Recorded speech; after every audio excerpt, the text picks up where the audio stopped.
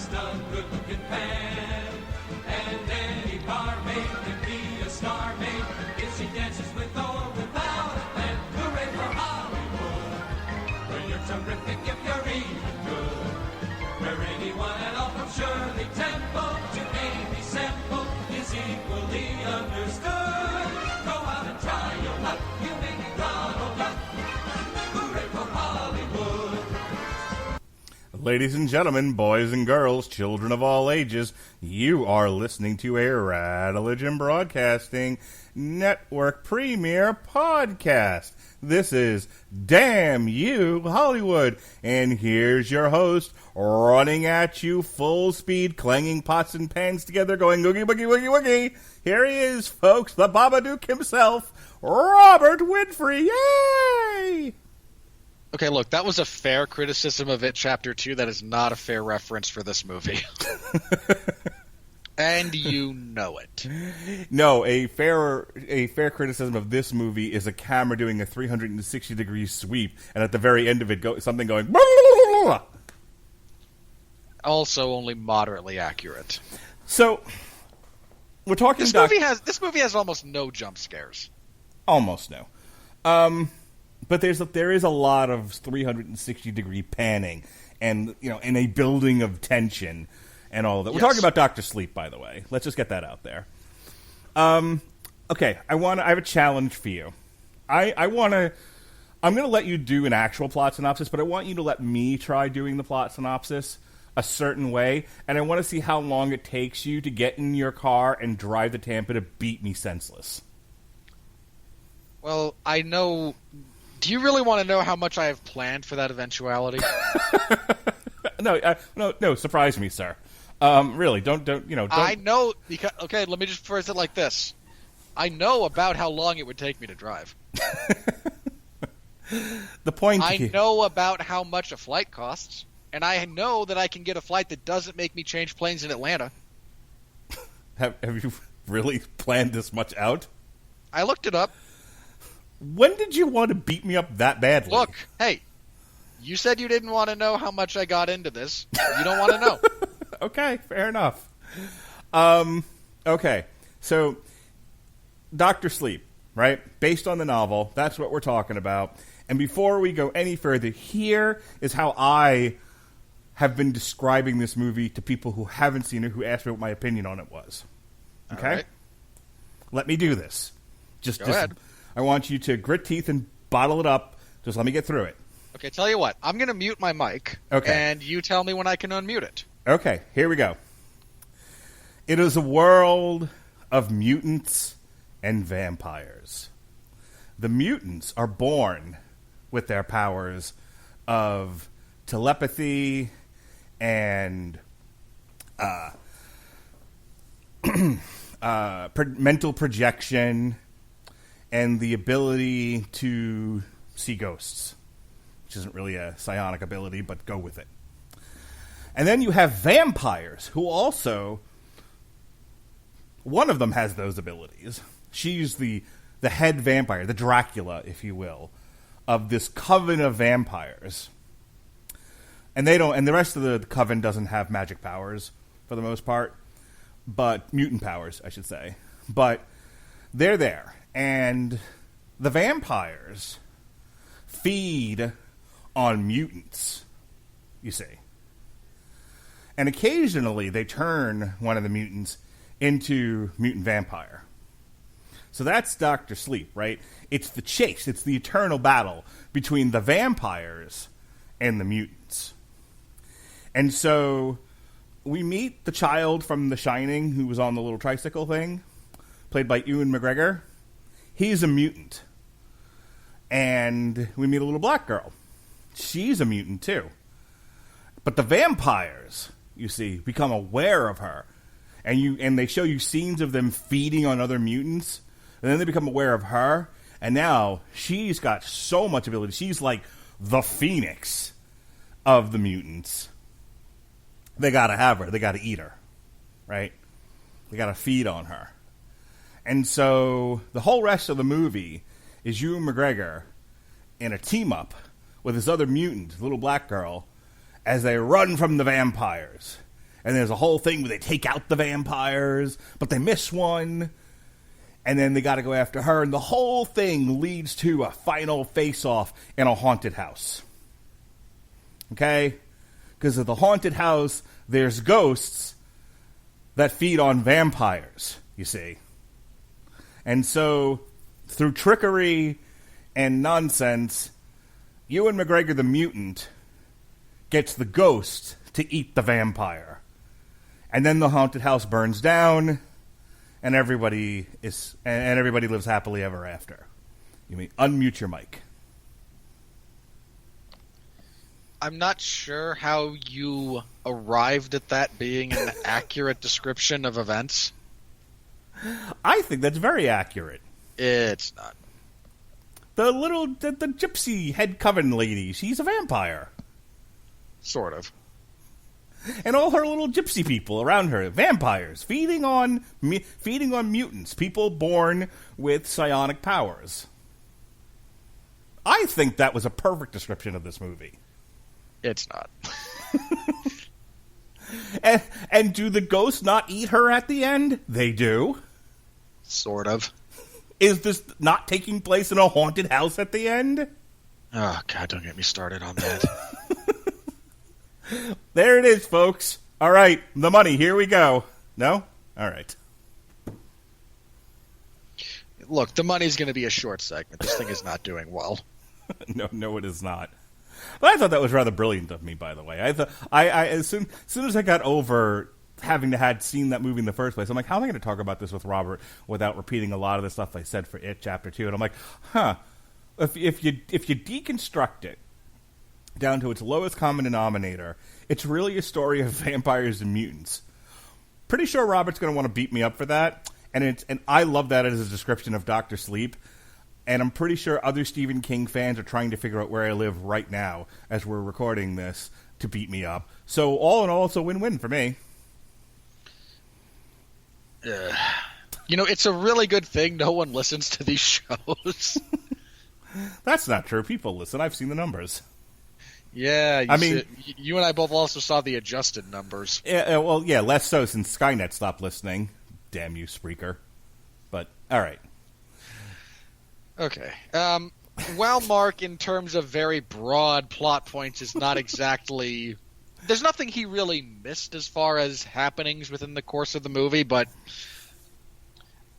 I appreciate your effort, Mark, but this is my gimmick. And I really don't want to pull a Mo Sizlak to your original iteration of Alfalfa about you stealing my bit. Fair enough.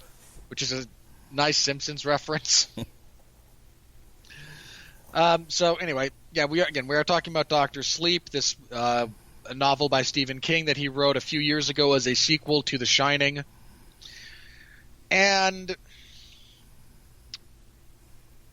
I think before I get into the plot, this is an important distinction I think that has to be made here. There are, and this is not none of this is controversial. There are significant differences in the Kubrick version of The Shining as a movie from the source material. I love them both. But they are very, in some respects, different stories. Now, and look, King has been very critical of Kubrick's adaptation, not because his point has never been it's a bad movie. It's not. It's just that it's not a good representation of his story. Which, again, I'm not sure the degree to which I agree with his point on that, but it is a valid point. And again, there are differences, to be sure. I wonder if Stephen King and Alan Moore are, in a support group together. No. And I'll tell you why. Alan Moore has very quickly became so jaded with the notion of his work being adapted at all that he just tells everyone to piss off. Stephen King will cash your check. I just, now I want to hear Stephen King and Alan Moore do a podcast together. No, you don't. You really don't. Just the two of them talking film. Damn you, Hollywood, for reals. starring Stephen King. Damn you, Hollywood, for real, not for play. Starring Stephen King and Alan Moore. I love it. Look, Stephen King does not have this. Again, King doesn't have nearly the same relationship with Hollywood as an institution that Moore does. Moore despises it. Again, like I said, Stephen King is happy to see his work adapted. He's happy to cash checks. Mm-hmm. And especially over the last few years, he's been happy to shill for terrible product. I will never forgive him for giving his seal of approval to the Dark Tower movie. I just won't. I don't know if you got to hear the source material we did for Stephen King's End, but Jesse was like, hey, why didn't you do the Dark Tower comics? And I'm like, because once with that fucking series was enough. No. Look, I understand your point. If my first exposure to that narrative was that movie, I'd be where you are. Mm-hmm. Trust me. We're talking about the comics here, not the book. I know. Okay. I know. I'm telling you to trust me on this. Okay. Incredibly different story. Okay. And I remember when we reviewed the Dark Tower, you were just melancholy over how badly that was adapted. Okay, here's what I want you to think about, everybody out there, when it comes to how much that whole experience crushed part of my soul. Imagine, and I know there's people out there who might think this, but imagine if it was the general consensus of the world that the Fellowship of the Ring sucked. Try to imagine that. Here's this property, been around for a long time, devoted fan base, hugely influential in many respects. Finally, after years, decades even, of development hell, is going to be made into a movie. And imagine if Peter Jackson had just wholesale crapped the bed. Or it wasn't directed by Peter Jackson and was instead directed by Roland Emmerich. Oh, God, that would have been so bad. Okay, again, but that's what I want you to think about. Imagine the Lord of the Rings trilogy for Warner Brothers, but in a world where Peter Jackson never existed and they were instead directed by Michael Bay. Yeah, kind of like that. Are you looking up flights again? No, I have one more. Just curious. Imagine if, when everyone saw The Phantom Menace, your stupid religious mania hadn't kicked in and y'all knew how much of a giant ass pull your, but it's gonna be a Star Wars movie, hadn't bit you in the face. Everyone who complained about that, and this is well documented, everyone who's like, yay, new Star Wars movie, I was there opening night. Oh, I don't know about this, but I know I'm going to see it again. Ugh. Look, I don't think The Phantom Menace is the best choice in that analogy because I think for a lot of people there was still hope that we knew the Clone Wars was coming and we thought, okay, it's going to get so much better once we get there. Okay. And we, hang on. And we knew that that the Republic had to fall, and so it's going to get really good when that comes out. So the best analogy in this case is imagine how you felt after you saw Revenge of the Sith and you were like, well, none of that was any good. What happened? Believe it or not, I defend Revenge of the Sith. Look, in a separate podcast under different circumstances, sure, they're all defensible in some way, shape, or form. But the larger... No. The Attack of the Clones or whatever is utterly indefensible. But I think... For the larger point that you're making is to be a fan of a thing and to have waited an exponentially long time to see that made into a major motion picture to be as utterly bad as The Dark Tower was is the point. It crushed my soul a little bit. And I will, I'm just, I don't want to talk about it. Okay, I don't. So, Dr. Sleep. Yeah, Dr. Sleep, again. Long way around. Let me get back to my original point. Jesse, if you want to edit this out in post, I understand. It's a joke. We don't. There were changes made by Kubrick to The Shining when he made his movie. And you can again. There's a lot of debate that exists around which is superior. I don't think there's an argument to be had. They are different. They are both excellent. King's novel is a sequel to his novel, and there are some important differences in those two tellings of that basic story. And this movie is more of a designed as a sequel to the movie than to the novel. And it unfortunately it winds up trying to tread this really, really, and let me be clear, I don't envy the people who had to walk this tightrope. What they wound up trying to do is an unbelievably difficult thing. First, you're trying to adapt a Stephen King book to begin with, which is not an easy thing to do just in a vacuum. It's not easy. Adapting anything is not easy. Adapting King's work in particular is a difficult proposition.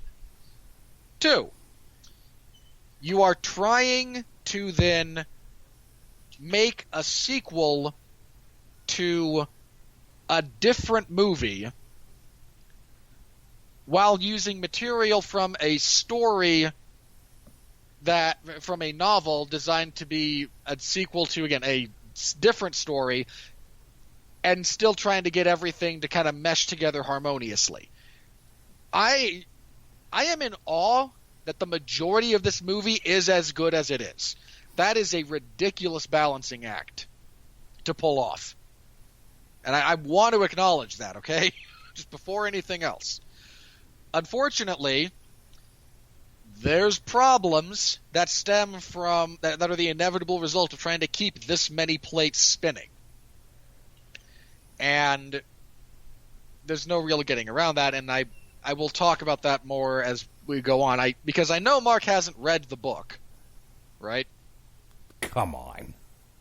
Look, I know you're a giant weenie when it comes to horror movies, but reading is a much different experience. The last book I read was Nitro. That depresses me on so many levels. Thank you for that. I'm also halfway through Pastrami on Rye, the long story of Jewish kosher diner delis. Well, look, the phenomena of the Jewish delicatessen as it spread from the Northeast throughout the rest of the continental United States is certainly an interesting one. Yes, and I'm currently halfway through that book. Okay. Have you read The Shining? I bring this up only because there's points that I have to make later on when critiquing this that I don't know how much I'm going to have to reiterate. Everyone get out your bingo cards. Are you ready? Robert? Go for it. Books are for burning. All right. You have seen Kubrick's The Shining, yes?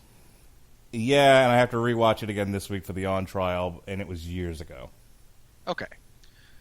Well, one out of the 3. Hey, it's only the third movie I've seen Shelley Duvall in. Yeah, okay. She's not a prolific actress. You want to know what the other two were? Not really, but you're going to tell me. Popeye and Nashville. Alrighty. I don't know what the hell else she's ever been in besides those 3 movies. I'm sure you'll look it up doing your exhaustive research for On Trial. It'll be Sean's department. I don't do research.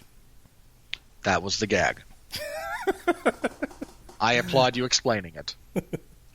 Okay, so the point to all that is there's things I'm going to have to talk about related to both of those and how they mesh and how they don't. So okay, I wanted to know how much of the movie I'm going to have to go over again, but we'll find out when we get there, I guess. Okay. For the actual plot of this, we pick up initially with Danny Torrance, the small child from The Shining, and his mother in the wake of Jack Torrance going crazy, trying to kill them, the events of The Shining at the Overlook Hotel. They're now in Florida, about as far away from Colorado as you can get, and stay in the United States. And Danny is still haunted by the ghosts of that place, by his own abilities, by the trauma that he's lived with, and he doesn't know what to do. He's a small kid. Of course he doesn't know what to do. He gets some advice from the deceased. This is one of the points of difference between the novel and the movie. In the novel, Dick Halloran doesn't die, and he kind of lives adjacent to Danny and his mother for several years in Florida before he passes. In the movie, Jack Nicholson pretty well kills him. He takes him to Axe City. So it is his ghost instead giving wisdom to Danny from the other side about how to deal with some of these things, how to lock them up within a psychic prison so they don't bother him. And he does that to varying degrees of success. As his life progresses, he is still unable to kind of process his abilities and deal with the trauma of everything. And he inherited his father's penchant for alcoholism. For many years, he drifts across the United States, getting blackout drunk to try and not see the things he sees.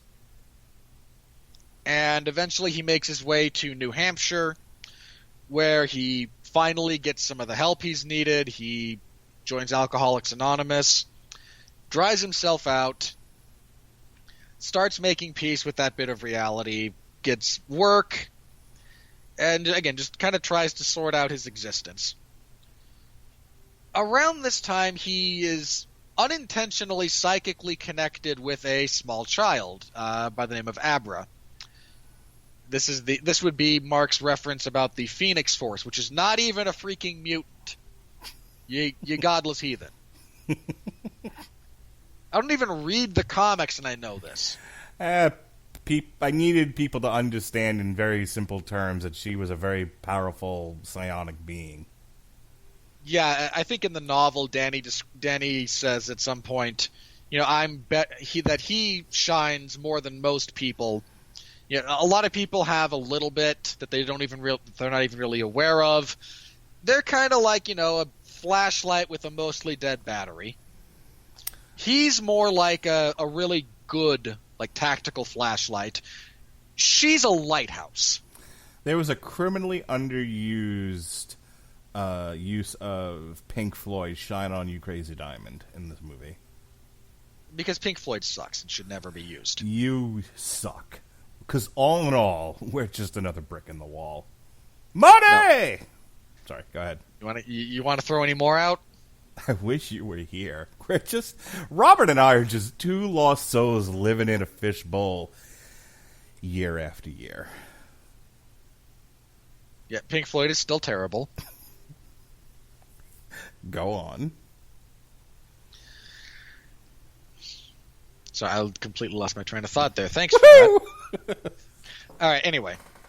He and the two of them share messages back and forth a little bit. He refers to her as a pen pal, which is kind of the relationship they have. They leave each other notes. They touch base every now and then. Danny's, and I feel like they only included this bit of him because they were contractually obligated to. Talk about Dracula and the Lost Boys. Will you give me a minute? No. Again, Danny takes up work at a hospice where he uses his shining abilities to help ease people's transition from life to death. That's where he gets the nickname Dr. Sleep, because he's not a doctor. But when it's time for someone to go, he is there and he helps ease the transition. Okay, now talk about Dracula who's dressed up like Duff McKagan. I don't know who that is. Ugh. You know what? I fucked up that joke. I should have said Slash. I would have at least known who that is. The hat thing is the issue there. Somewhat running concurrently to this, we are introduced to the True Knot, which is a group of... Gypsies. No. They're not gypsies? No. Let me be clear. This is not at all explained in the movie. I only know this because I read the book. Because they seem to me like Eddie Izzard's people from The Riches. This group is a traveling group. They all live in those RVs. Right? Gypsies. No. Unless you're taking gypsy to mean simply people perpetually in motion rather than what the gypsies actually are. The first one. Okay. Fair enough. Traveling people. They are described in various different ways. I think the best way to describe them is... Gypsies. No. Vampires. Mark, you kind of said psychic vampires. That's not entirely wrong. I think my favorite description of them from the novel was just they refer to as the empty devils because they have nothing inside.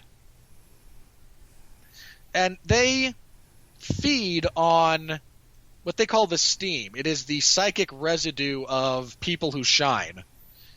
And they go through horrific things to get it. They kill children. Yeah, mostly. In horrible ways. They also are drawn to just large-scale natural disasters. Again, this was omitted from the novel from the movie for I imagine a variety of reasons. But they kind of feel a generalized tug towards, again, big disasters. They were all parked up in New York on September 11th in the novel. They all describe it as one of the best feasts they've ever had.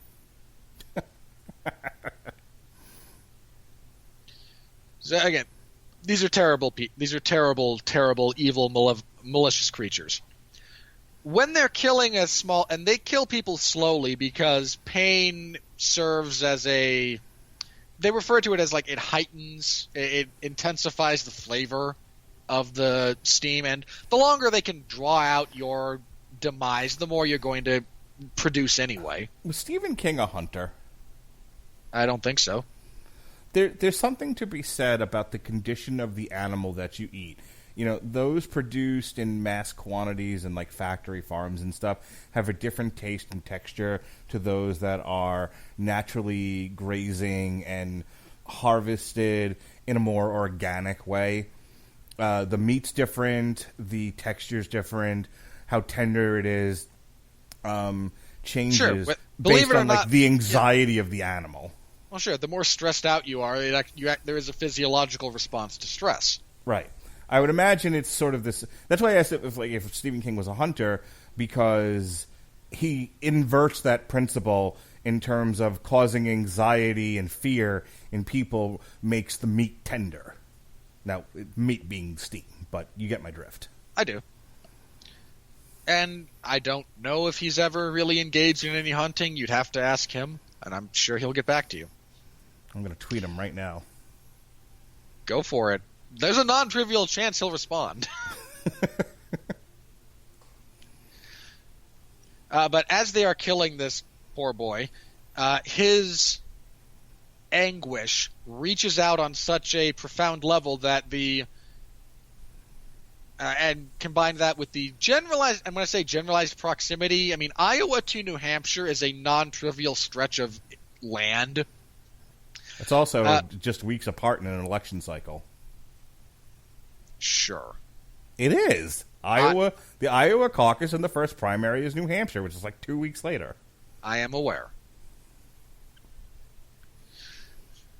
And Abra feels this and reacts badly. Again, she is a little bit scarred by seeing, to the extent that she sees, this poor kid get massacred. Danny winds up reaching out to her, just kind of trying to, comfort her a little bit after he experiences a bit of the psychic backlash himself. She comes to him and says, hey, these are terrible people. If you help me, because I'm just a teenager, like an early teen as well, if you can help me out, we can track them and we can maybe do something about this. Danny's response is, are you crazy? These things are scary and terrible, and the best thing we can do is keep our heads down and try not to attract attention. He is then visited by the ghost of Dick Halloran again, who kind of shames him a little bit in a very good-natured way. His advice is just, they've already seen her, they're going to keep coming. You can try to run again, which will go badly, or you can try to fight. He decides to try and fight. He and one of his friends drive to this place in Iowa where the kid is buried as the knot moves their way kind of generally towards Abra. They find a baseball glove that they are able to use to kind of track members of the party. They use Abra as bait. They ambush and kill the majority of the members of this group. Unfortunately, at the same time, the smart one, the actual tracker, bypasses their trap, kills Abra's father, drugs her and takes her off because the exact plan for her is a little bit nebulous, because while she is extremely powerful, again, there's some debate about what exactly they want to do with her when they get her. Do they just want to kill her the one time? Do they wish to keep her drugged, intermittently torture her for her steam until she gives up the will to live and is eventually... Yeah, they essentially made her into a buffalo. Or at least they were planning to. Or do they want to turn someone who is this powerful to make her one of their number and then utilize her to... With her abilities, if she had actually become one of them, the process is a little bit... They don't go into it in the movie, but whatever kind of natural inclinations you have before they kill you and turn you into one of them are enhanced when you're in your final stage. She would have been, oh god, absolutely terrifying. But again, the movie never really figures it never really settles on anything. Danny's able to help her escape psychically. This leaves Rose, the leader of this particular aspect of the True Knot, Rose the Hat, leaves her all alone and desperate for vengeance. She absorbs the last of the steam that she had been kind of storing up and decides to go after them. Danny's friend is ordered to commit suicide by one of the vampires before she dies, because her gift is to influence you like that, to kind of push you into doing what she wants you to do. Danny and Abra head to the Overlook. Danny's logic being, this place is dangerous for people like us. It's probably just as dangerous, if not more so, for people like her. And I have contingency plans I can put into effect here. Yes, he lures her to a haunted house where hungry ghosts live. He gets to have a bit of conversation with the ghost of his father. We have our confrontation. Danny releases the ghost of the Overlook that he had locked away. They kill Rose, then they possess Danny and try to get him to kill Abra. He fights off the influence. He's already rigged the place to blow / burn down. Abra escapes. Danny stays behind. While possessed, he moves to the boiler room in a last-ditch effort by the hotel in an attempt to stop the explosion. He resists the influence, stays down there as the place burns down. She is able to kind of connect with him psychically after he's gone, and takes up sort of his deal about, retrapping some of the old ghosts from that place that are still out and about, and is just given the advice to shine on. Cut to credits. Oh god, that ending. Okay, I have to do this before we go any further. I have to. What they did for this movie was essentially graft the ending to The Shining, the novel, onto this movie. Oh, at the end of The Shining, they burn down the haunted house? Yes. Huh. Here's what happens at the end of The Shining, the novel. And for anyone who hasn't read the book that is, I believe, literally older than I am. Do the ghosts eat a hungry vampire? No, Okay. just hang on. I will explain. Okay. At the end of the novel, The Shining, Jack Torrance is able to, right before potentially caving in the skull of his son with, it's not even one of those Polanski axes. It's he uses like a croquet mallet in the book. Like Harley Quinn? No. Oh. It's actually a roque mallet, now that I remember. It's not roque is similar to croquet, but their mallets have two different ends. One of them's harder, one of them's softer for close quarters work. Neither here nor there. Did he get it from Triple H? No. Okay. He is nearly compelled to killing his son. He stops himself, expresses his regret at what he's done, says that he loves his kid, and then bashes his own face in. He kills himself. The entity in the hotel possesses his body and lugs it back down to the boiler, which has not been properly tended. They set that whole thing up in the novel in the beginning when Jack is told, the boiler's real finicky, you do have to watch it or the whole place will go up. During the last bits of the novel, it hasn't been properly watched, it's going all wonky, so the hotel possesses the corpse of Jack Torrance, drags him down to the boiler room to try and stop it from exploding, fails.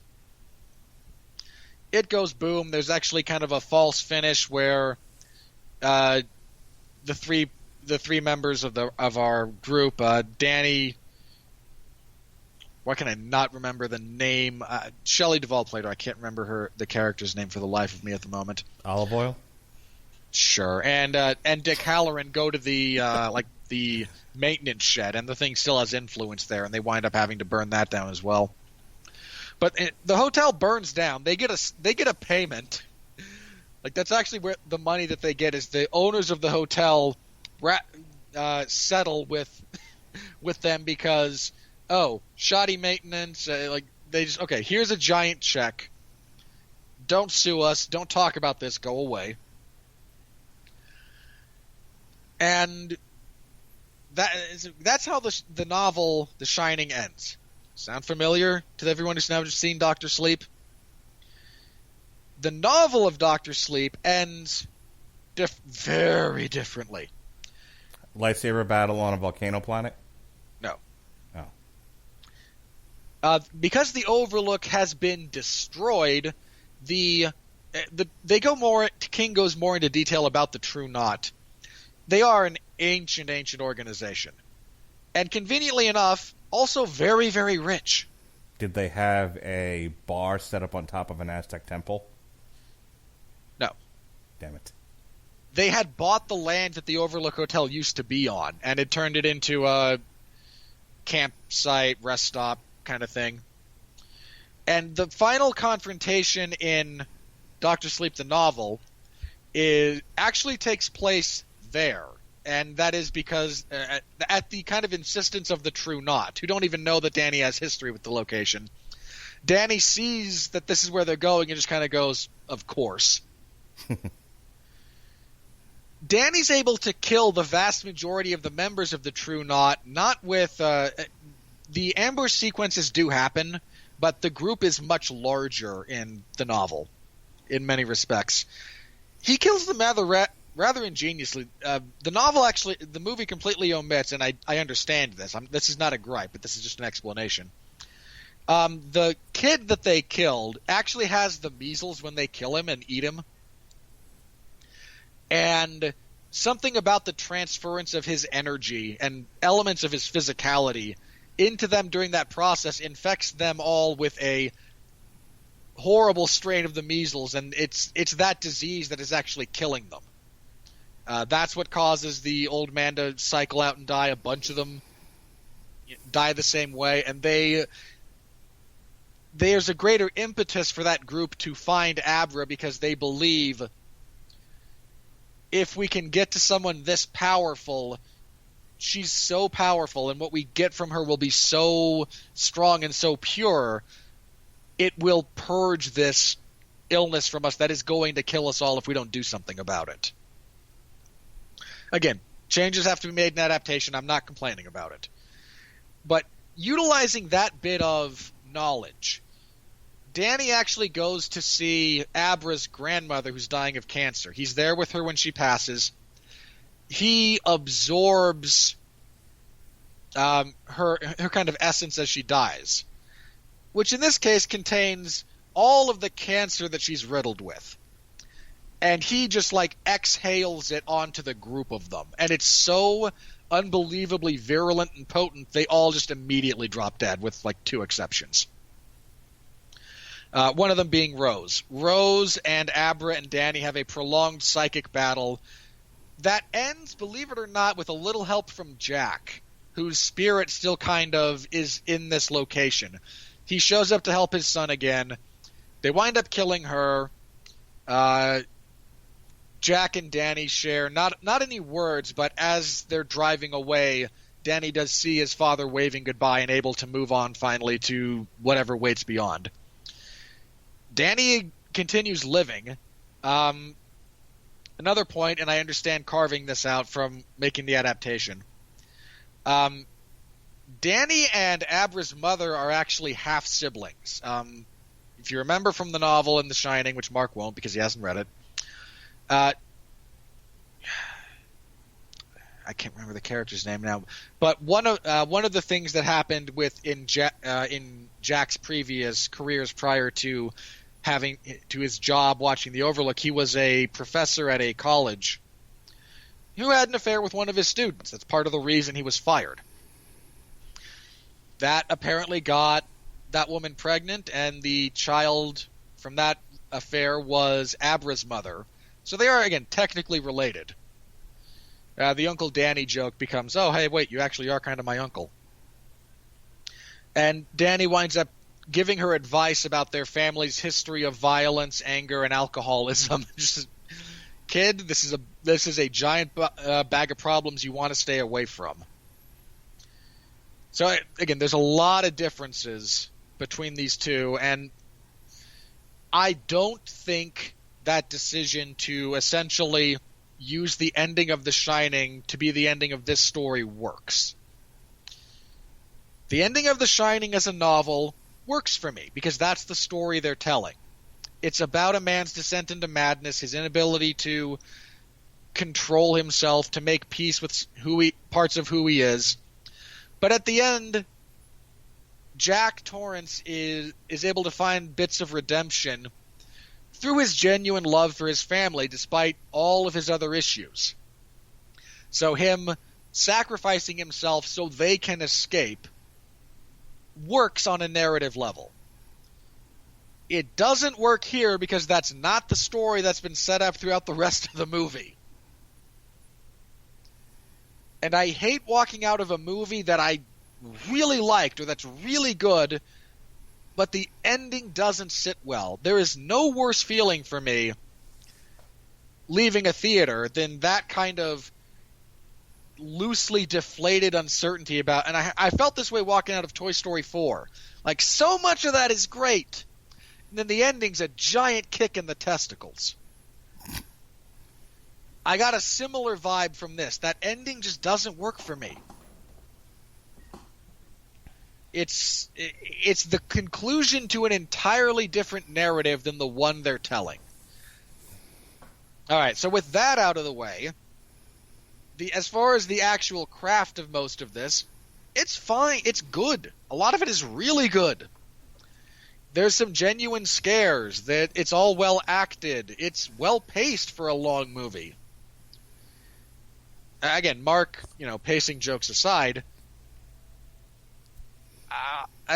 look, I've talked enough. Mark, I know you didn't enjoy it because you don't like horror movies and et cetera, et cetera, et cetera. But, your thoughts on the film, on the craft elements of it, now that I've complained as a fan. Okay. Let me be very, very clear. I kind of did a dissertation on my take on the horror genre with It Chapter 2. The only thing I'm going to add to it, because this movie handles it a bit differently, what this movie does really, really well, and what I have learned I don't deal with really, really well, is the building of suspense. Oddly enough, I love the first two Paranormal Activity movies. For the reasons I was really uncomfortable with this one, and I'm starting to realize that part of it was I watched the Paranormal Activity movies at home, and when I got uncomfortable, I could just fast forward because these are not movies riddled with dialogue. They're largely visual experiences. So I get what I need by kind of going through, fast forwarding it, playing it at like 2 and 3 times speed, and slowing it down where I need to be paying attention to something very specific, a bit of dialogue here or there. But for those long stretches where they're, slowly building tension, you're watching the pool cleaner crawl out of the pool, or a door just slightly becoming ajar, that sort of thing. The girl in her underwear walking around the bed, stuff like that. This movie, similar thing, especially once you get to the Overlook. There's a lot of panning around with the camera, and it's very quiet and very eerie and unsettling. Robert's right. There's not a lot of jump scares in this. There's some unsettling images. I didn't do well with the old woman in the bathtub, that sort of thing. The flashbacks to Jack Nicholson going all crazy Jack. Oh God! Can I just say, I hate to cut you off, but the fact that when I knew they were going back to the hotel, and I think you can make that work. I think leaving the hotel standing and then staging that final showdown there can work, and if executed differently. I was so sad they didn't just have like a digitally de-aged Jack Nicholson. Really, because you are never gonna get away from the fact that it's somebody else. Here's my only issue with that. You would have also then, when they're showing the mom, I don't think it's right to have digitally de-aged Jack Nicholson and then not digitally de-aged Shelley Duvall. Well, okay, let me... For internal consistency, not because, I'm touting the magnificence of Shelley Duvall here, but if you're going to do it with one, you feel like you got to do it with all the characters. Look, the woman that they got to play Danny's mother actually looks a lot nothing like Shelley Duvall. I don't know what the fuck you're talking about. She is a perfectly acceptable, at-a-glance stand-in. If you're drunk and you have mud in your eyes, sure. No, I don't drink, and I most certainly had no mud in my eye. Go back and look at Shelley Duvall. I've seen The Shining recently. They're close enough for me. Go pull your poster of Shelley Duvall off your wall and take a good look at that face and then compare it to the woman in this film. They're not the same. They're not identical, but they're close enough for me to kind of go with it. The guy playing the Jack Nicholson character in the bar looked more like Jack Nicholson than she looked like Shelley Duvall. That is not true. He looked nothing like Jack Nicholson. You're a crazy person. All right. Look, he had the same hair and the long sideburns, but he looked nothing like him. Again, closer to what Jack Nicholson looks like than what that person looked like to Shelley Duvall. I disagree, but move on. We're going to get bogged down in the weeds. It's just going back and forth, back and forth. So, look, I don't want to belabor the point of my personal enjoyment. That's not what we're here for. So the things that the movie does well, I think, are build tension in the scene. I think this is a superior horror movie to something like It Chapter 2, which I bagged on because it's the same gag over and over again, for the 100th time. A monster going boogie woogie woogie at you as it runs at you on screen. Where this one doesn't necessarily do stuff like that. There's a couple of, if I remember correctly, there was a couple of unsettling, maybe gross moments hither and thither.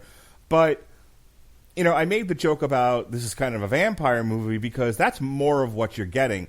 So, for example, the scene where they're feeding on the baseball kid is absolutely horrific and terrifying and unsettling. But there's no jump scare there. they're not using like loud, obnoxious organ music. You know, it doesn't sound like a cat jumping on a piano. It's just viscerally violent and upsetting, especially if you don't particularly enjoy watching kids get killed on screen. So I kind of applaud the movie for not having to rest lazily on typical horror trope. Credit where credit's due. You know, we talked earlier this year about the girl in Dumbo, and, you know, people were like, wow, they're, you know, might be being a little unfair to that girl. She's just a kid. Nope. This girl looks like about the same age as that one. She was fine. She played her part well. She didn't feel like she was reading off of cue cards. I felt like she was giving performance. I thought she had a pretty well-written character for one that was maybe could be described as what's the word I'm looking for here? The very specific word here. Precocious. Maybe, you know, more precocious than the average kid of that age, but she didn't get on my nerves, which is a major selling point for children actors. I thought she had good chemistry with Ewan McGregor, which was important. I thought Ewan McGregor is pretty much not bad in anything he's in, so I would have been surprised if he was.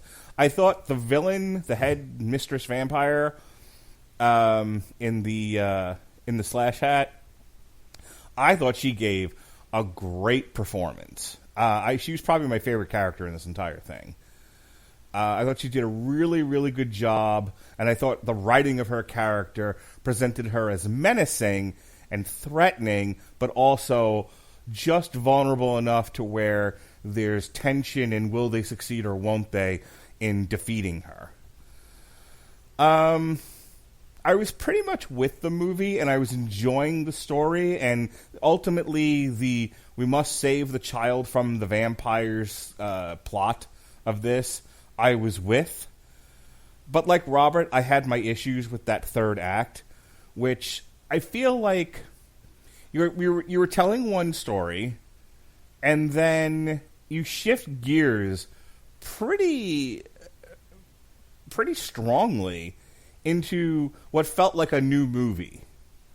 You know, again, I think I know what they did because I know the material that they just lifted it from wholesale. But right. Who didn't know that, to still know that this doesn't feel like it belongs. Because that's the thing. Like I struggled a little bit with the beginning because I'm a weenie. But I got through it and it was fine. And that's not the part where I said I can't deal with this anymore and I got to leave. I watched that more or less. And then the story they're telling with a guy drinking to drown out, you know, the things that he sees and the trauma that he has was a compelling story for me. It's something that I was enjoying. The psionic connections between Abra and the Knot I thought were interesting, and I was interested in that story.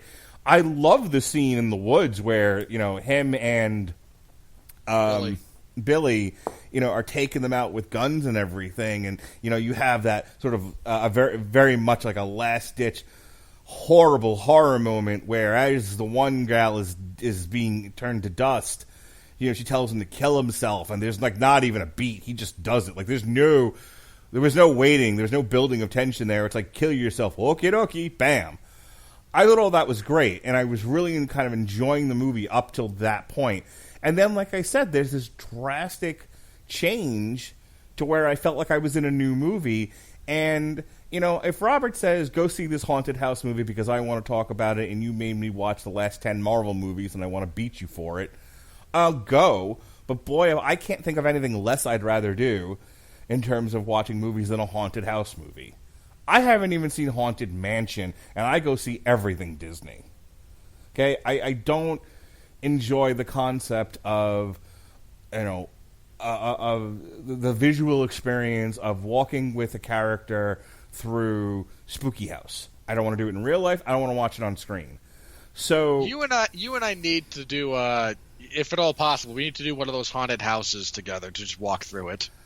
I just have to see you do that at some point. There has to be a very strict no-touch policy, because I will commit a fucking felony if there isn't.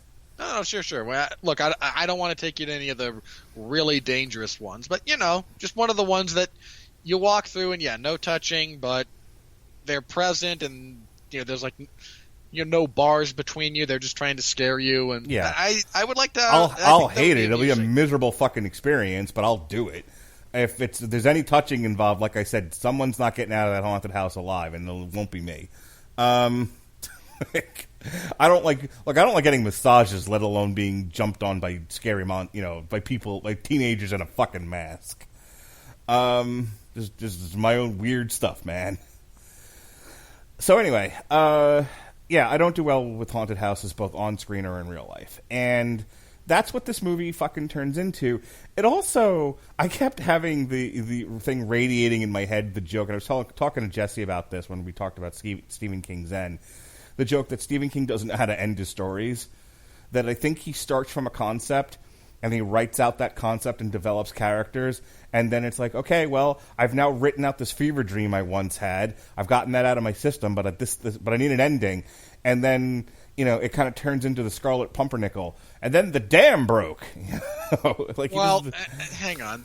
While there is, I think, in some respects, a degree of truth to that criticism, it also varies wildly depending on the material you're dealing with. Sure. Look, I don't claim to be an expert in Stephen King. It's a very broad generalization based on the little I've seen and the lots that I've heard. That being said, I feel like, okay, so you say this lifting was more or less lifted from the actual ending of the novel The Shining, and even at pretty much scene for scene. It's still a stupid ending. Hang on, it's not for The Shining. Okay, you're not wrong. It's not for The Shining, which it's a payoff of the whole movie, which takes place in that scene. Yes. It's I jokingly compared it to From Dusk Till Dawn, to where, you're spending the entire time in this barn. It's a barn. You're spending the entire time in this bar, and then the camera pans out and it shows you from behind the wreckage of years of trucks having been cannibalized, and the whole thing's built on either Aztec or Mayan temple. That's great. That's all good shit right there. And that makes sense. If you're spending the entire movie at the Overlook and, the payoff is it burns to the ground. I think there was another movie where it was very similar. I think Poltergeist, rather. You're spending the entire time, the original Poltergeist. I can't speak to the remake. The remake sucks. Terrific. The original Poltergeist that I watched as a child, believe it or not. Great movie. Yeah. I had less issues with the Poltergeist than some of the other stuff I've talked about that scared me, but still, that tree scene, yuck. With the trees devouring the kid. That's such a great scene. Dude, I've lived in certain places where there's a tree lightly banging against the window, and I'm like, well, I'm going to get eaten by a tree tonight. I just know it. I still live in one. Look, there's a cherry blossom plum tree kind of thing that grows very close to my house that, when it gets really windy, does kind of bang into the siding. You have a cherry blossom tree by your house? I don't know if it's cherry blossoms or like plums. The kind that it's one of those like dark purple leaves. Do you also have a samurai sword? No. Okay, I was wondering if you were living in feudal Japan. Anyway, I am most certainly not living in feudal Japan. Just wondering. Although, for you and the majority of you morons that live on a coast, you wouldn't know the difference between Utah and feudal Japan. Well, sure. Feudal Japanese people live in feudal Japan, and Utah people live in Utah. And I'm just saying, after we all die, they'll have one planet for the Chinese, and one for the Koreans, and one for the Americans, and everybody will be happier. Mr. Gumble, you're starting to scare me. That's what I'm like when I'm drunk? No. This is the phase we call Professor Barney. Moving on. So, I get what they were going for in terms of we must even the playing field. That much made sense to me. But you spend so much of that ending with him sort of wrapping himself, in the essence of the Overlook, and this long extended scene with his dad in the bar, and it just goes on and on. You know what kills me about that? That's a great scene. Mm-hmm. That is a genuinely great scene that is unfortunately out of place. Yeah. I almost feel like had they not done that scene until after the action, and it's kind of like the end, and then it breaks again, and then you just kind of see him hang. Like if they hadn't burnt down the Overlook, and he's just kind of there talking to his dad, I almost would have preferred it that way. I would have. I can tell you how I would have done it. I would have had after he is. I would have maybe done a little bit of the same. Danny gets possessed. I would have done a little bit of that.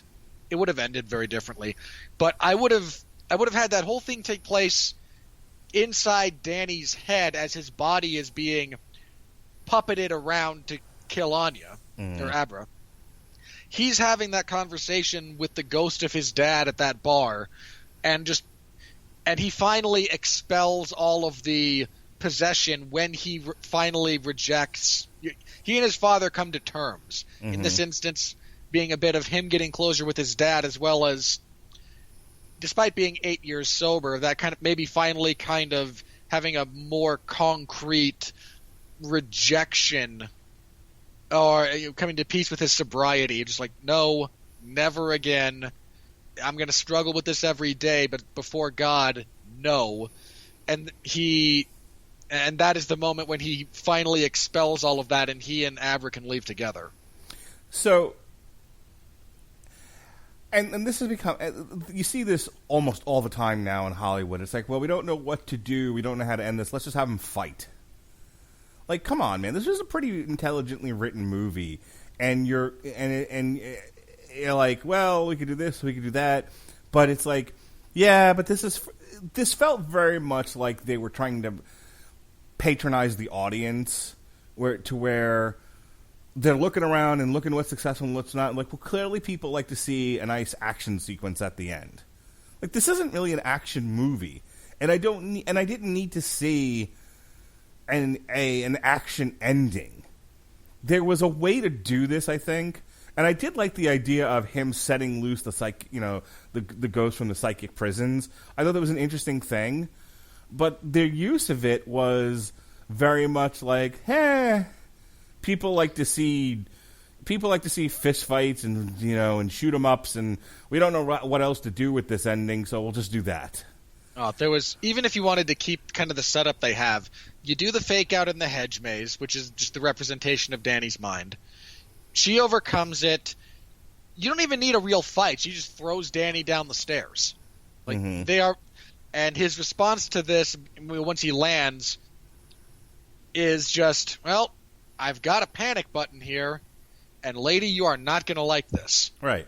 And he lets, then have him you could do this genuinely great, like, haunted house chase sequence where Abra's running around, he's running around, Rose is trying to find them, and the ghosts have finally come back out to play.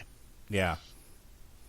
We don't need that singular shot of all of them going, oh, hey, we're going to eat you now. Like, that's right. Actually... The thing is, we've already done that. And in a way, visually, it pays off the earlier scenes of them all feasting on those who shine. So I get that from a cinematic perspective, but it was also way too repetitious, and I feel like it was just a dumb way to end this. I like the idea of keeping it very surreal and untrustworthy. Keep changing and turning things, and give me Doctor Strange played with visuals really, really well, especially for a Marvel movie. Give me some of that. Change aspect ratios, turn the camera a little bit, do some if you're in a haunted house, do something fun with it, not what everyone does with the haunted house. So, for the most part, like I said, 2/3 of this movie works really, really well with compelling characters and great performances. I mean, the look and the set pieces are kind of meh. They are what they are. I mean, it's set in New Hampshire. Yeah. Meh is kind of the aesthetic. Yeah. Look, we're talking about craft, and setting is craft. So, This is a film largely carried by characterization and performance and not much else. But the final third of this movie felt like it was tacked on, unnecessary, badly done, and this I will say personally, I was caught somewhere between bored out of my fucking mind and scared half to death, to the point where I literally, I think after the first hour and a half of him walking around the haunted house, just kind of seeing what's up with the place, I was like, I'm out. I can't fucking sit here anymore. And that's when I went to the side of the stairs. I actually really, this is kind of odd because for me, this only falls apart once the ghosts are re-released and then possess Danny. Like, that's the point for me when this movie really, and sure, him going around the Overlook is gratuitous. No. Yes. I think it went on. No, it went on forever, Robert. That's not the same thing as gratuitous. Gratuitously long. Yeah, it is a bit overlong. I agree. Like, I'm not debating the substance of your argument. I agree with that. It was also really, in some respects, really cool. Now, it's cool for me because I've seen The Shining, I've read The Shining, so getting to revisit it under slightly different circumstances is a really cool thing.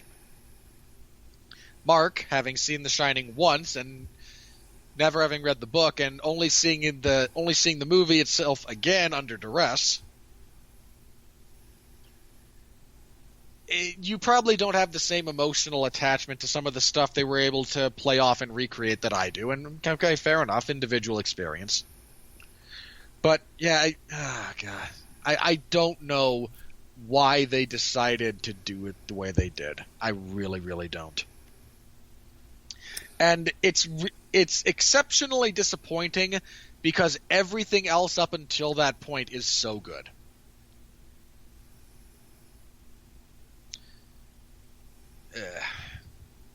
But again, I agree with you about performances. They're all good. They're all engaging. It's just that last act that, again, I like the ending of Dr. Sleep, the novel, when, again, Danny survives, makes peace with Jack. They wind up shoving Rose off of a giant cliff. Because the Overlook does, in fact, overlook something. And in the more contemporary setting that it has, they shove her off a very gnarly cliff. She falls onto a bunch of rocks. You can actually, because of the way they die with like their layers kind of flickering in and out, you can actually see the skull fracture she gets that kills her. Again, and I don't know why they felt compelled to kill Danny here, apart from the fact that they were just recreating the end of the Shining novel where Jack does. All right, ready to do the money? Such as it is, yes. Yeah. All right, here we go. Here comes the money. Here we go. Money talk. Here comes the money. Money, money, money. Dollar, dollar. Dollar, dollar. And the award for You Can't Win 'Em All goes to Warner Brothers Studios. Dr. Sleep, with a budget of, on the upwards, $55 million, at the time of this recording has made $35.7 million. Yeah. Warner Brothers expected a bigger hit. I'm not entirely sure why this isn't doing better. Because, and look, again, I can complain about the ending all I want. And I will. And I have. All right, let me stop you there. Let's have a discussion about this, because I think you're a good person to ask about the state of the horror genre. And while it is, I think, a lucrative medium, I think, I may not like it, but, I think I'm in the minority on that one. I think for the most part, horror has, of all the genres, with the possible exception of romantic comedies, is small budgets, high returns, focusing on very specific types of horror that speak to the present day audience. So people like a thing. They go see the thing whenever the thing is available to them, and it's one of the few things that get people to the movies, but it doesn't necessarily get them in, like, Avengers numbers, obviously, but it gets just enough to where most of these things are profitable. By the same token, obviously they can't all be winners. Some of these things don't do very well at all. So do you have a thought or an argument as to what right now gets people to go to the theaters in the horror genre, and what people largely ignore or are not interested in? I wish I had a good answer for that. I genuinely do. Because I don't know. It's a really awkward thing to try and kind of get your head around, because let's look at what's happened this year in just the Stephen King category. You had the Pet Sematary remake, you had the It sequel, and then you had this, right? And only one out of those three were successful. Well, It Chapter 2 also benefited tremendously from It Chapter 1 being a large hit. Here's what I'm circling around. I think it did well, because there's the creepy clown thing has somehow found its way into the cultural zeitgeist. I think this is a thing that people, for whatever their reasons are, identify with, are attracted to, will go out of their way to look at. And, it's like, I'm scared of clowns has just become, I think, like a phrase people find it's fun to say. So now you have a creepy clown movie, and people go, well, let's go see the creepy clown movie. It's something I can easily identify with. Whereas something like The Shining, the original movie is years old, and it's a haunted house movie for all intents and purposes about a guy descending into madness and trying to kill his family. And so, number one, you have to now find the people who are aware of The Shining and want to see the next chapter, number one, which I don't know how big an audience that is. Number two, find the people that will go see anything Stephen King. Not sure how big of an audience that is. And then this movie, if you're none of those things, you're not a Stephen King fan and you've never seen The Shining, you don't know what it is. Because remember, this is 2019 and that was made in the Viziza. This movie, I don't remember there being a tremendous amount of for the record, marketing. Go ahead. The Shining was released in 1980. Come on. Okay, I thought it was earlier than that. I thought it was in the 70s. I don't know how much of the marketing really focused on the Overlook. You get a lot of Ewan McGregor on a bench talking about, I always called it The Shining, and you get a lot of the girl in the hat. Like, I don't know if people... There's enough to show they go back there. I will say this for you, the marketing for this movie, and I agree with you on this, was very weak. So that's my point. Like, when you make a haunted house movie, that becomes a big feature of your marketing. You're making a slasher movie like Black Christmas, right? I've seen the trailers for that. It's very obvious what that is, and you either like seeing people killed with a knife or you don't. It's going to be a terrible remake. It doesn't matter. It's the third remake, I think, of that movie, actually. But it's very clear what it is. To the point that I'm trying to get to is, I don't know if people knew what Dr. Sleep was. First of all, it's not The Shining 2. So you have to remember, you are trying to pierce through a lot of noise out there. I mean, as of today, you have yet another big-time streaming service that even cheapos like you have signed up for. And so, do you want to be at home watching Disney Plus, checking out The Mandalorian and Lady and the Tramp and High School Musical, the series? Okay, wow. Of all the things on that service, you managed to hit 3 that I would rather break my own fingers than watch. Well, those are the 3 new exclusive content ones. That's why I named them. I'm sure you had your reasons. Or are you going to go out of your way to figure out what a movie... Like, if you don't know... If you're not paying attention... Like, I've said to people, I'm going to go see Dr. Sleep. They're like, what's Dr. Sleep? It's The Shining 2. Oh, they know The Shining. They don't know what a Dr. Sleep is. And unless you've, seen as many movies as we have, seen the trailers for it, pay attention to this sort of thing, your average ham and egger isn't paying attention to the marketing, and the marketing itself wasn't very clear what this was. I agree. Again, it's unfortunate, but that is, I think, an accurate summation of events. But I would say, if obviously creepy clowns, haunted houses, those all do pretty well. Slasher movies, I think, still do pretty well.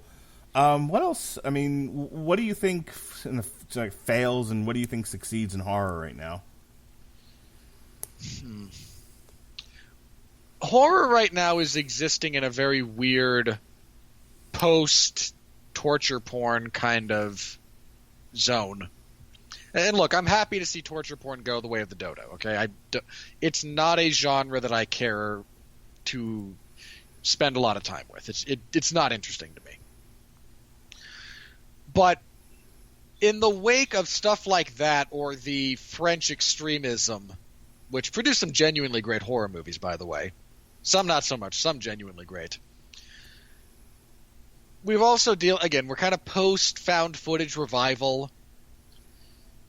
I don't think we've really found the next kind of thing that's going to catalyze elements of the horror community, or kind of get horror into the broader culture at the moment.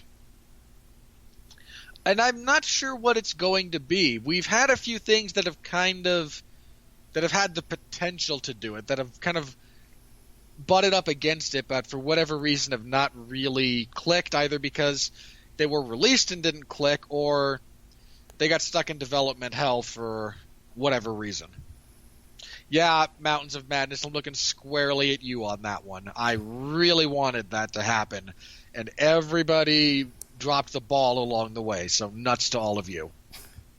All right, so Midway won the weekend with 17 million domestic. Okay, for the record, this is why we can't have nice things. That movie theater was filled with veterans, man. Veteran groups went in, en masse to go see this thing, from what I understand. Probably. And probably all complained about how inaccurate it was. Nah, they all had a good time. Oh, sure, you're going to speak for all of them now. Yes. I speak for the veterans. I am the Lorax.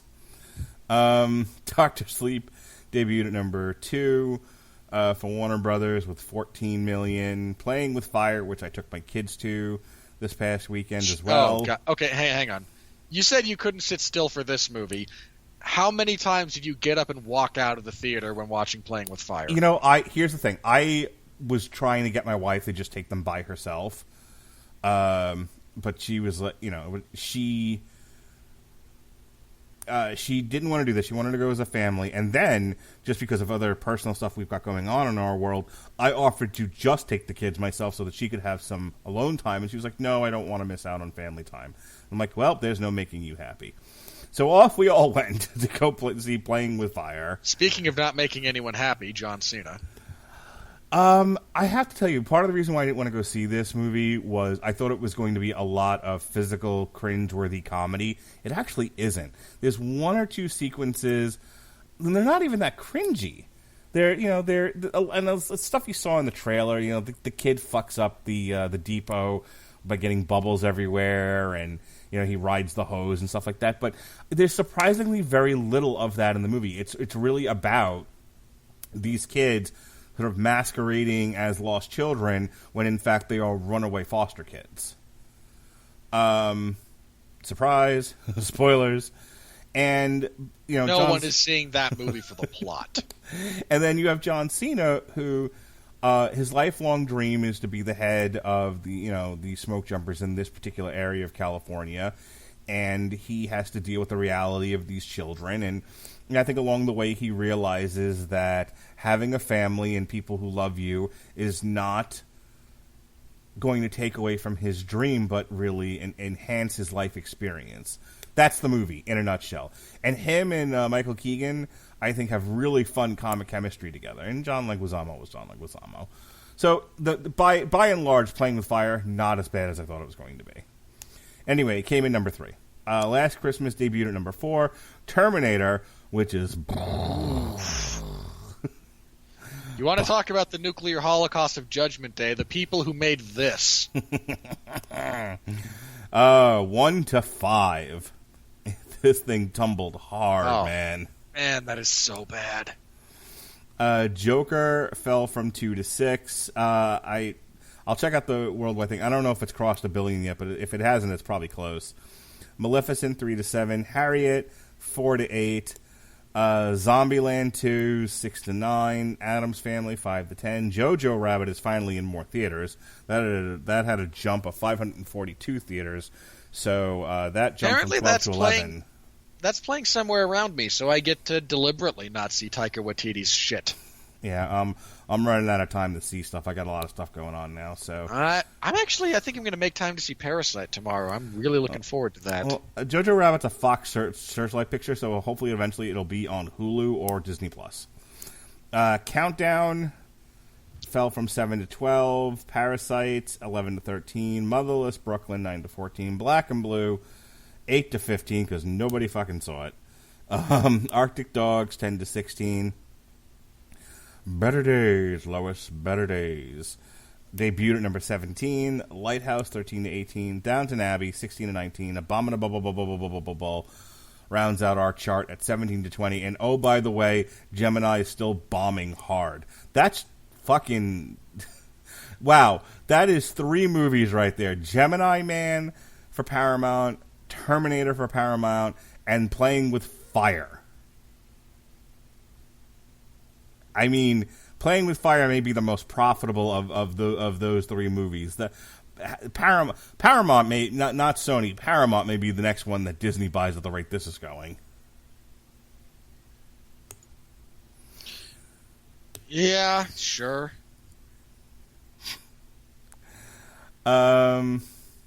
Jesus Christ, they're not having a good year at all. All right, on the worldwide box office, hey, guess what hasn't moved at all? And Joker has not yet crossed $1 billion. It's close, $987 million.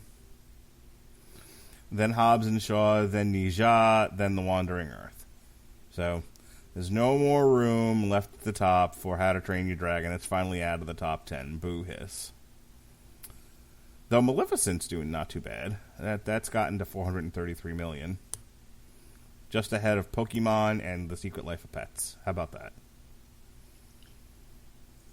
Good for it, I guess. Yeah, maybe we'll get a third one.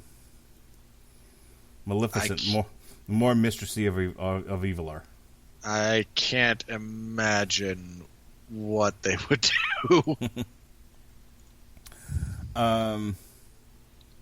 Domestically, it hasn't even crossed 100 million yet, but internationally, it's done.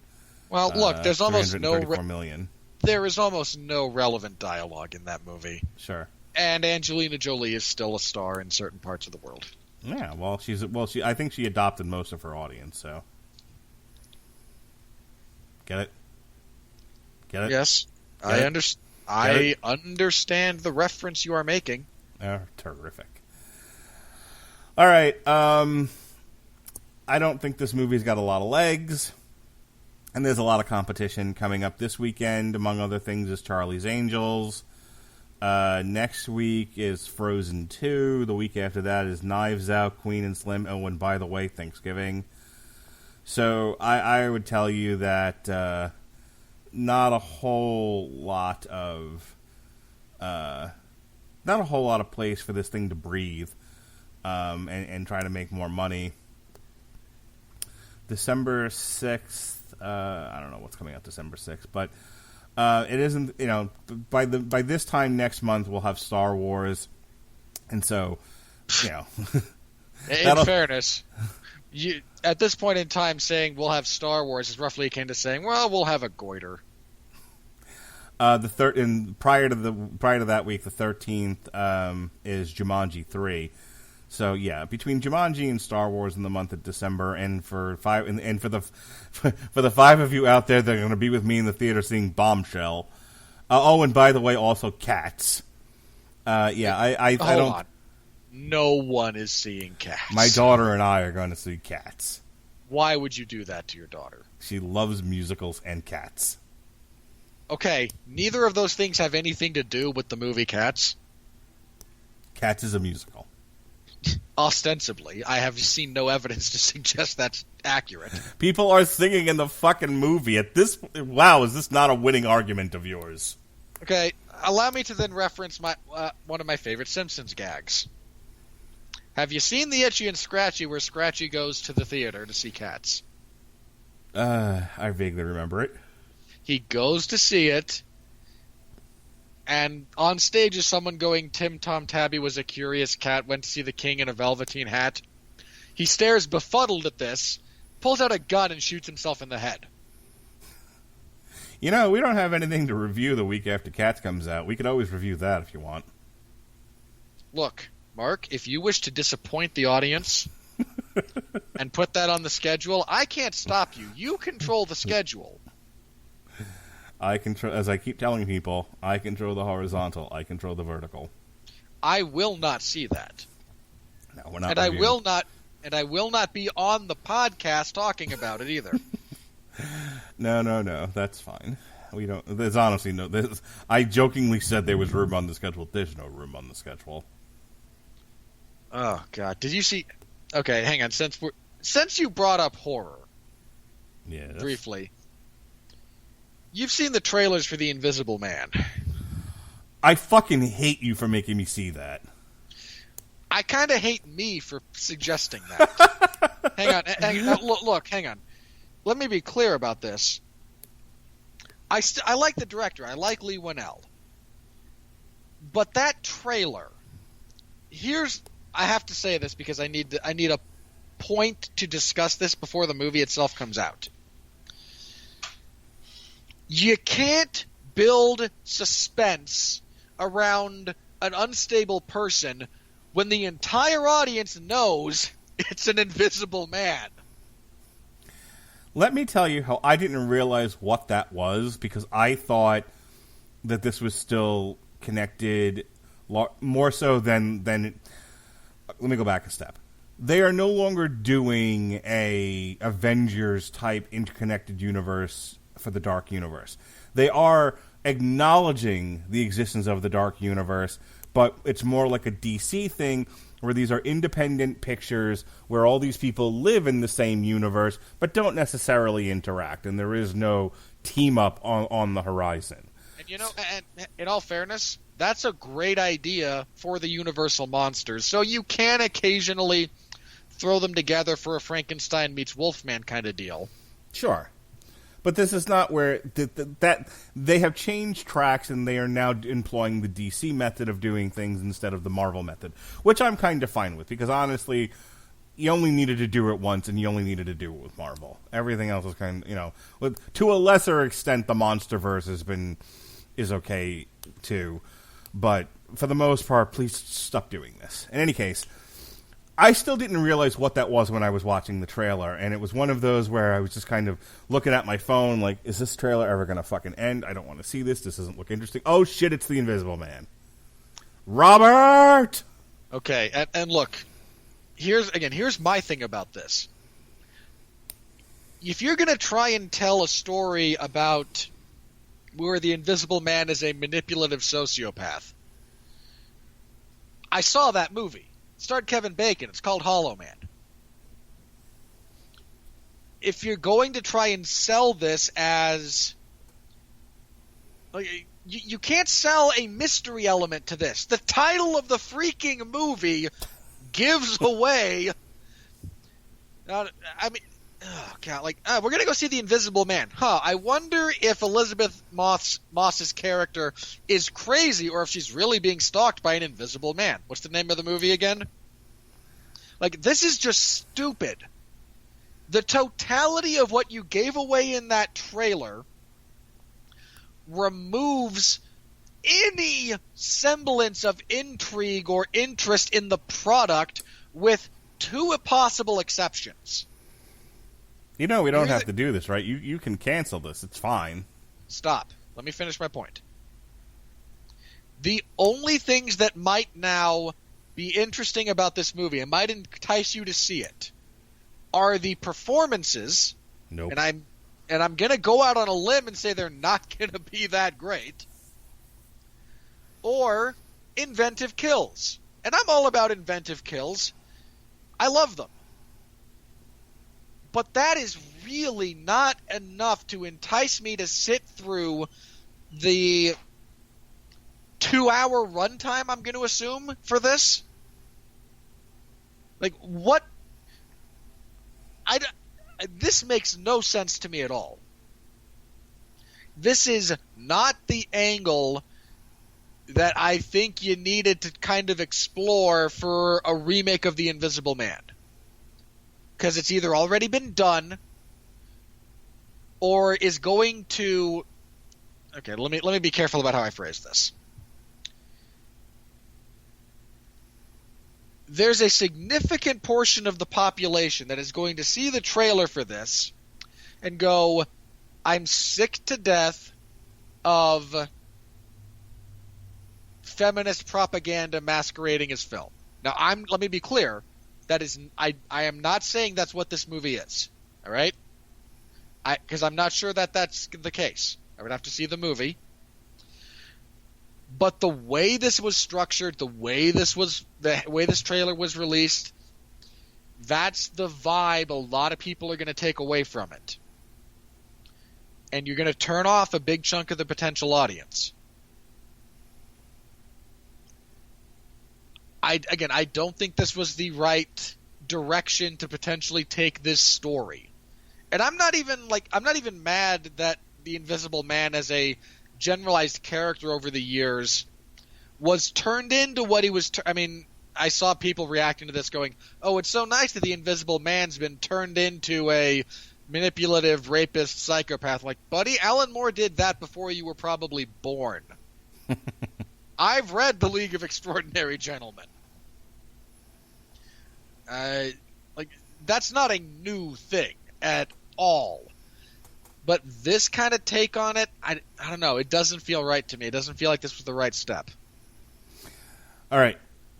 Let's get to our last bit of the podcast here and close up for the night. Here we go. Are you ready? No! I said, are you ready? No, God! No, God, please, no! No! No! No! Kent Garrison of Man About Movies podcast. Flanagan hits all the right notes in a film that is sure to be an absolute thrill for fans of Kubrick's The Shining. He hits most of the right notes, but I think most people who are fans of Kubrick's version of The Shining are content with leaving it as a standalone property and not going back to revisit it. Louisa Moore of Screen Zealots. One of the better movies of the year and should be embraced as a modern instant classic by fans of The Shining. I will agree, one of the better movies of the year for the most part. Again, we have to kind of set aside, for the purpose of this discussion, the last, 30 minutes, not even 30 minutes, the last 10 minutes of the movie. Prior to that, one of the better movies of the year. It's not been a terribly great year for film. I don't get to instant classic on this. I just don't. It's good. I enjoyed the majority of it, but I don't think it... Instant classic does not seem like an accurate assessment. Matt Brunson of Creative Loafing. Oh, God. Why? Rose the Hat is an original and unsettling character. The other members of the True Knot are far less threatening, coming across less as avatars of unspeakable evil and more as burned-out roadies still following their favorite 70s band decades later. this is one of the things that got trimmed when they made the adjustment from novel to film. A lot of the other members of the True Knot are fleshed out much more in the novel. Crow, just by way of specifics, he's kind of a scary dude. His thing is he's the one they use to find people who shine. I think he described it a little bit as like GPS for them. He can track them, and he actually gets some character. Andy is given more character, and actually Andy, one of the things they changed about this was the time that things are happening. Andy is actually turned in the 80s in the novel, and then she marks her existence as a member of the Knot by presidents. She becomes a member when the actor is in the White House, that being Reagan, and leaves when the black guy is, that being Obama. James Vernier of Boston Herald. Stephen King cannibalizes self. Flanagan cannibalizes Kubrick. No. No. King didn't cannibalize his own material when he wrote a sequel to his novel. That's not a thing. And Flanagan doesn't cannibalize Kubrick's work. He references it and pays homage to it, certainly. That's not the same. And in fact, the stuff that he does that plays around with it is only really at the end of the movie. The majority of this movie is not. With the possible exception of a handful of slow fades that were something of a Kubrick hallmark, but hardly idiosyncratic to him. Stephen Garrett of Book and Film Globe. Only, period, Kubrick, period, can make, period, make, period, Kubrick, period, films, period. Can we all just agree on that? Only Kubrick can make Kubrick films. I mean, if you want to be strict in terms of your definition, then by definition, only Kubrick or someone else with the last name of Kubrick could make Kubrick films. Awfully pedantic of you. Considering what that jackass just said. Tom Russo of the Boston Globe, top critic. The push to echo Kubrick works well in the limited early dose we're given, but ultimately the movie takes it too far. Yeah, that's kind of true. Excuse me. Evan Dossie of Midwest Film Journal. Dr. Sleep fails to establish its own identity. It may well put you to sleep. No. Hang on. Okay, again, Mark, this is not your movie at all. Even you did not struggle to remain conscious throughout this movie. Oh no, I was quite awake. I suppose the notion that it struggles to establish its own identity is all... is that... Are you going to say the same thing? Do you say the same thing about, Avengers Endgame? It really does struggle to establish its own identity separate from Infinity War, right? Which itself is horribly derivative of Age of Ultron. And don't even get me started on the original Avengers. They're sequels! You moron! Anthony Lane of New Yorker, top critic. I don't even need this. He's from the New Yorker. I only wish that Rose had been around when Jack Torrance was on the rampage. What a lovely couple they'd have made. And lo, there was much fanfic. Considering he writes for the New Yorker, that's all this guy's good for. Jim Judy of Screen It! Exclamation point. While not the masterpiece that is the original film, this one is well made, features good scares, and features an imaginative continuation of the story. Again, I think that's kind of what we agreed upon.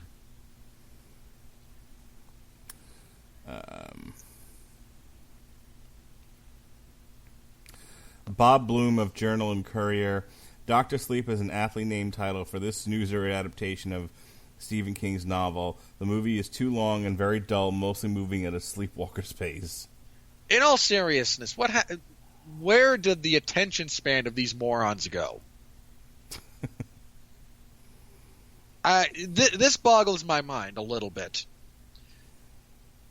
This is not a boring movie. Like, establishing character is something that takes a little bit of time, unless all you want to do is watch a Roland Emmerich film where military man is military man and non-military man is non-military man and woman is woman.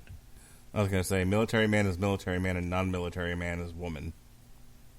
No, that's Michael Bay. Roland Emmerich will have non-military men be men. In fact, there's an entire movie about that. But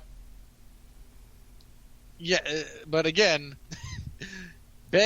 Michael Bay has only two things. He has military men, women, and the occasional Shia LaBeouf to kind of straddle the line. Javier Pardathuz of La Nacion. Dr. Sleep is an anemic story with a serious format. Again, that's not accurate. We complained about execution, not about narrative. If you can't get behind the small child running away from the monsters that want to torture and murder her, I mean, that's your prerogative, buddy, but Dan Morell, fresh off sniffing his own farts, of Screen Junkies. The best of Kubrick and the best of King now exist together as a direct sequel. One leads directly into the other, a great hybrid of both. I don't know, I kind of like A Clockwork Orange more than I like The Shining. And I definitely like Full Metal Jacket more than both. Well, neither of those have anything to do with King. Good point. I mean, I disagree with kind of the conclusion he arrives at anyway, but the notion that I'm actually going to disagree with you. I will kind of stand on the hill that The Shining is Kubrick's best movie. But that said, A Clockwork Orange is a great movie. Full Metal Jacket is essentially two movies. Yeah. Like, Kubrick made a lot of great movies. We're not here to debate the merits of each one individually. Well, clearly the best one is Eyes Wide Shut. That is not true. Graham Tuckett, who's stuff.co.New Zealand.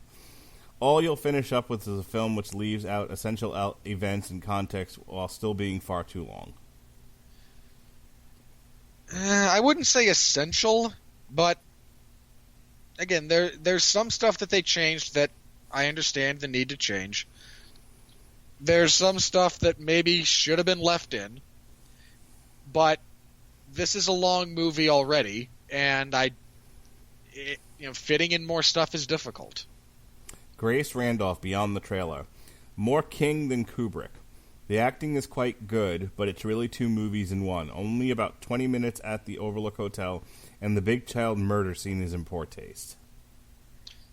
How is it in poor taste?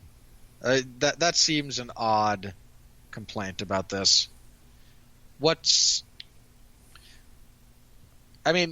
Look, I hate to break this news to everybody out there, and this is not a good thing, mind you, but children have been murdered since the dawn of time.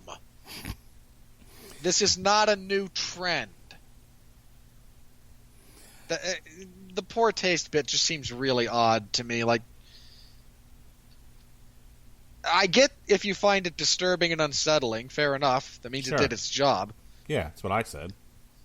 I don't think that means it's overly exploitative or... No, I thought it was handled well. It's a tight shot of the kid, and all you basically see is them biting him, and then it's a tight shot of them stabbing him in the leg. You don't even see where they stab. Like, you see the blood slowly, like each time you get back to his face or torso or to Rose, there is more blood. Like, you know what's happening here. Yeah. But there's nothing... there's nothing gratuitous about it, unless your position is just children should never be harmed on screen. Look, I've watched a lot of nunsploitation. That's gratuitous. That's exploitive. This isn't.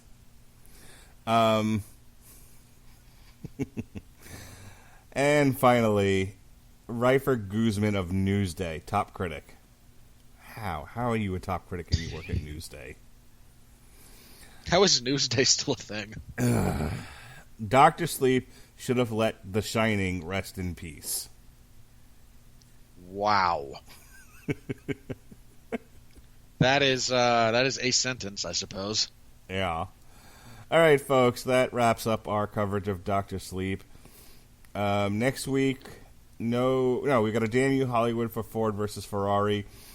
You know, I'll save my thoughts here for when we actually review the movie, but I'm very frightened. I'm going to have nothing to say about it other than it was good, and now the money.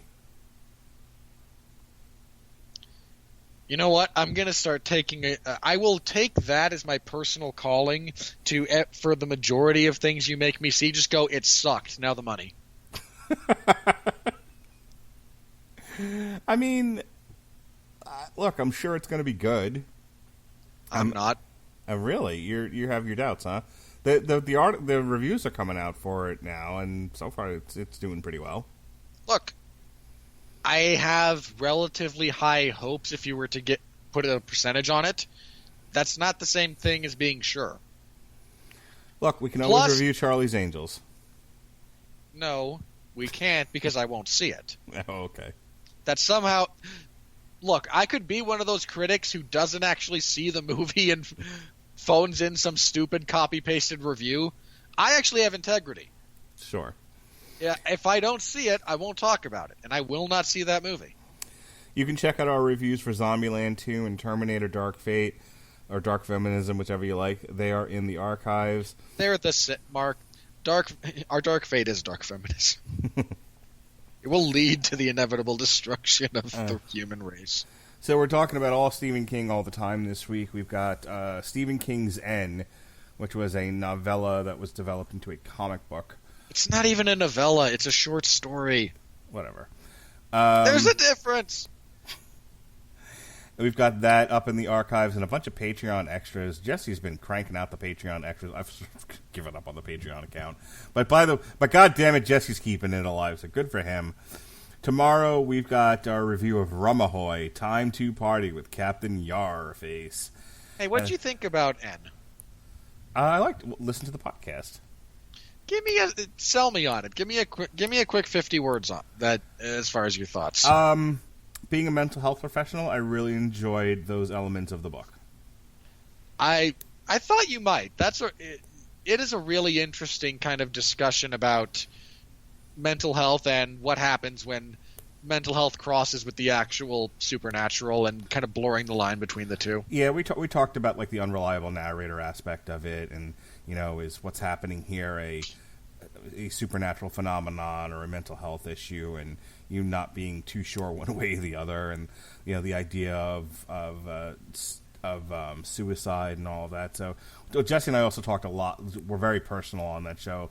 I talked about prior to my sleep issues being resolved, I had a long history of like night terrors and other sleep related anxiety issues that were affecting my life. So we talked about a lot of that stuff on the show. It was interesting stuff. We had just a bevy of shows come out yesterday. Stephen King's N on source material. Myself and Chris Bailey reviewed AEW Full Gear as a TV party, and then myself and Andrew Graham. How did you feel about Full Gear? I mean, I've seen a bit of your reaction to it, but I mean, it was the best show yet. I really do think there needs to be sort of a dispassionate adult guiding the ship. I think it's a little too much of everyone, of a lot of artistic people wanting to do art and nobody sort of shaping a vision and pushing things forward and doing, and making the hard decisions. It's kind of a lot of people going, I want to do this, and and nobody, and everyone's afraid to say no, and it comes out in the product, and I don't always think that's a good thing. I think they pulled the trigger on the MJF turn too soon. I feel like Jericho and Cody could have gone 2 more pay-per-views. They could, and they told those two told a great story, and Cody has excelled recently at narrative-driven matches. Yeah, no, I thought this was my favorite Young Bucks match yet. And I'm not a huge fan of the Young Bucks, but I thought The Young Bucks don't actually have matches. Well, this one was. That's the point. This one actually has psychology. They don't actually exist. So the Young Bucks and Pride and Powerful, I thought, put on the best match yet. I thought Cody and Jericho was like the highlight of the show. And if I never see another match like the one Mox and Omega put on, it'll be too soon. Mark, have I told you about Combat Zone Wrestling? I've seen it. I've seen the fucking weed whackers and the piranhas and the exploding rings and shit like that. Yuck.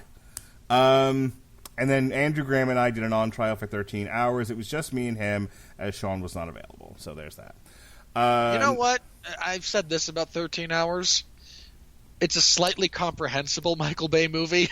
Yeah, well, definitely more. It was not as readable as it could have been, but more readable than Transformers, and definitely a lot less robot nuts. Next week. Oh god, there's also there's two scenes in that movie that are just kind of stupid. Like the firefight and the car chase as they're trying to get back to the stronghold is just bad. But there's some really good stuff too. Sure.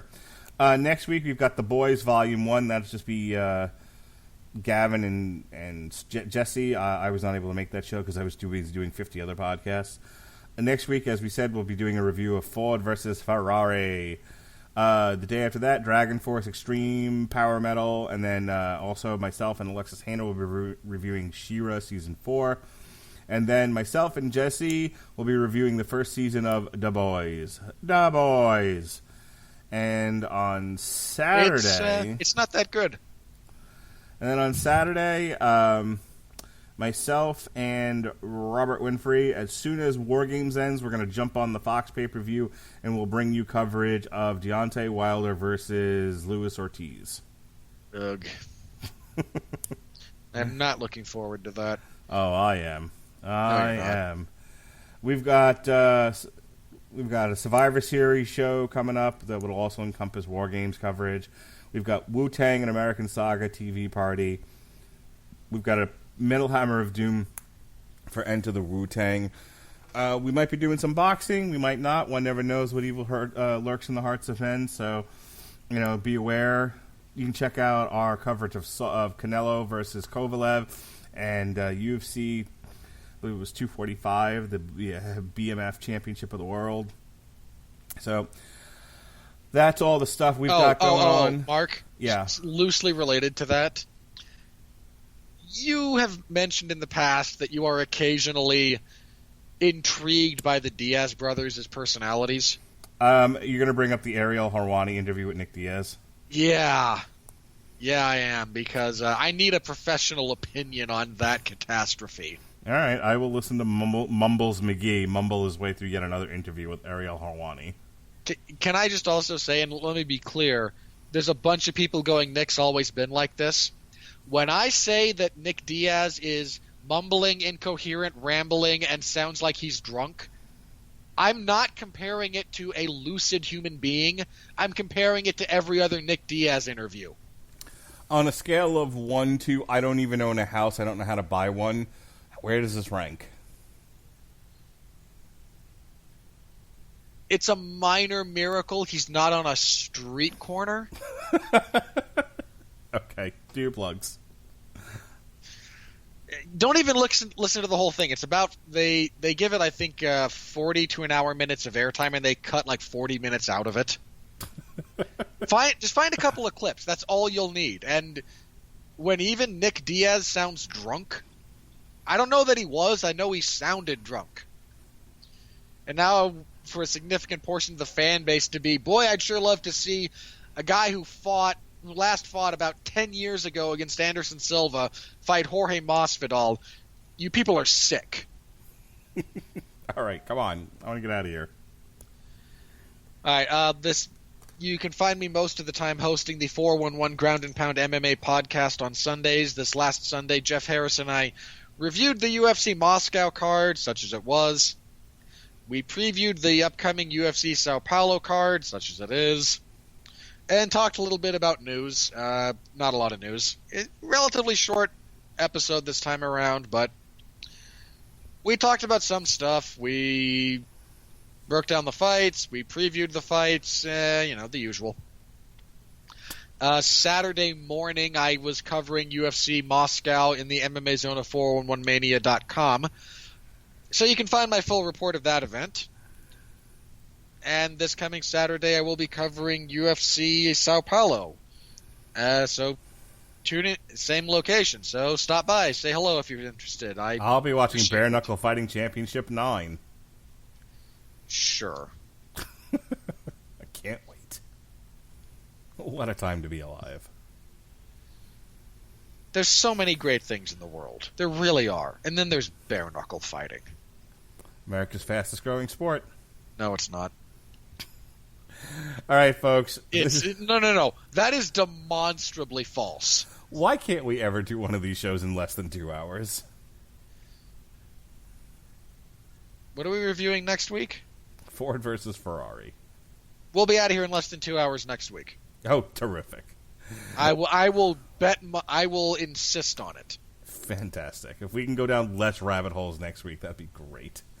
I have less personal interest in the automotive history of Ford and Ferrari, so I'm less likely to delve into the minutia of what they changed or got wrong.